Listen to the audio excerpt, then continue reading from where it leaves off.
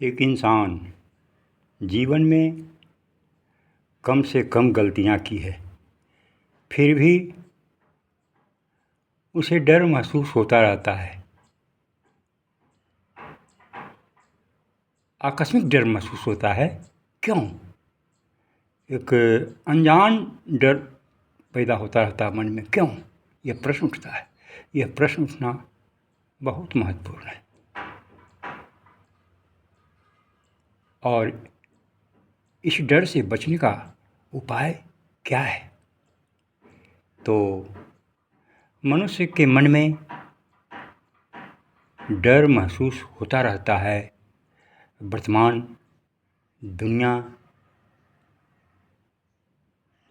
के चाल चलन को देखकर तथा अपने अनजान भविष्य को याद कर, भाग्य को याद कर उसे डर महसूस होता है।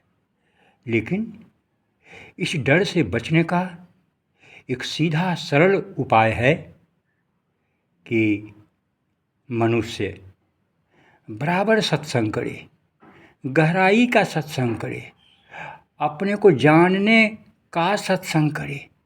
मैं क्या हूँ, क्यों आया हूँ, मुझे यहाँ आकर क्या करना है। तो फिर उसके अंतः का भय, डर समाप्त हो जाएगा, अपने आप समाप्त हो जाएगा, क्योंकि वह सदा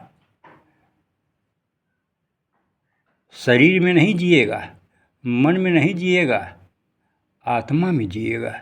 यानी वह चेतन प्राणी होगा और उसे सदा अनुभव होता रहेगा कि मैं शुभ कर्म करने आया हूँ, बराबर शुभ कर्म कर रहा हूँ।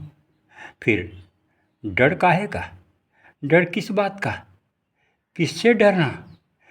मैंने आज तक किसी को बिगाड़ा नहीं। मैं ज्ञानपूर्वक अपना जीवन जी रहा हूँ, संस्कार पूर्वक चाल चलन को रख रहा हूँ। तो फिर किससे डरना? क्यों डरना? किसी से न लड़ना है, न किसी से डरना है। और पूर्व जन्म की गलतियाँ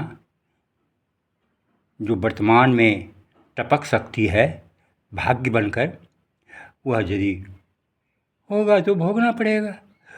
उससे डर कर हम बच भी नहीं सकते हैं। वह तो निश्चित है अपने समय पर आएगा और मुझे सताएगा।